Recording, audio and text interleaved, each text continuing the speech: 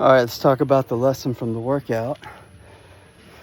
This message sponsored by Moby. Not a deer hunter. His dog is not a deer hunter. He plays out here with the deer. He's like the deer whisperer. Check him out. Not one bark. There's no barking. There's no barking with this dog. He's the deer. Oh shit. He is the deer whisperer. He's just in for he's here for the love. That's it. So let's talk about the message. So I get my best insights from working out. I mentioned that before.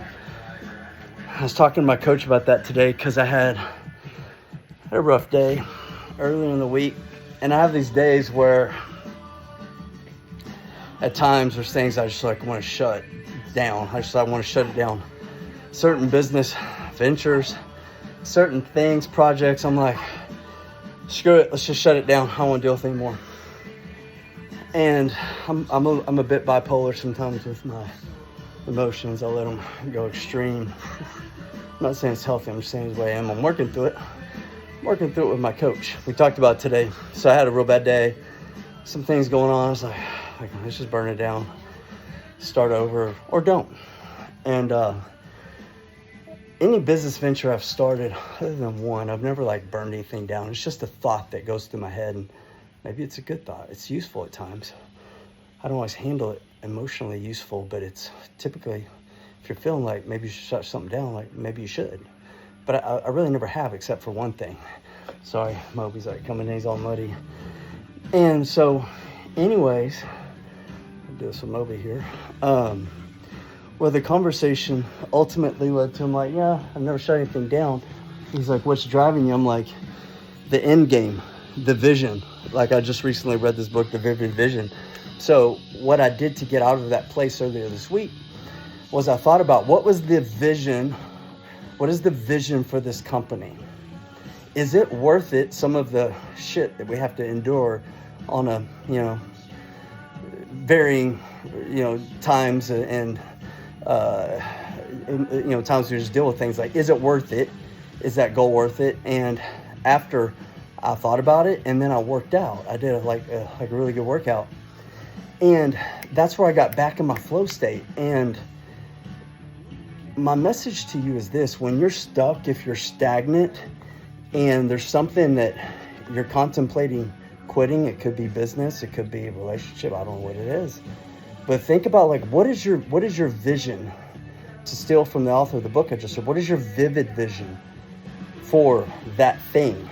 Is it like worth enduring the pain and the hardship, the clarity, like bringing that to fruition?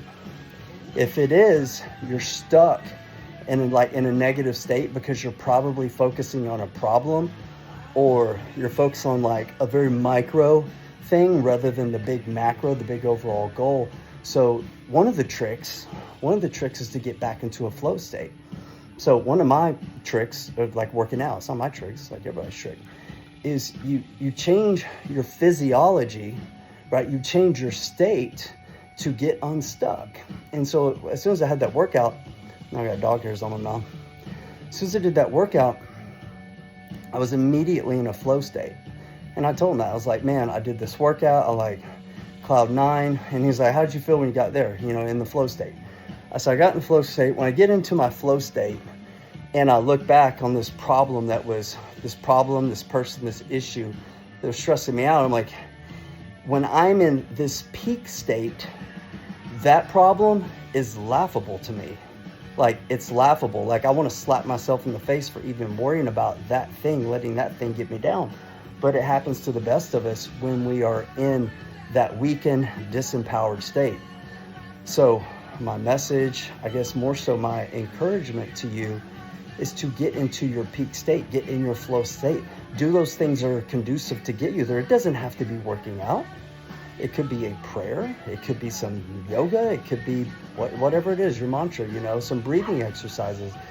But get out of that disempowered state, because when you're in that disempowered state, there's going to be either a plateau or a flat out just fall in decisions that may be made that you may later regret.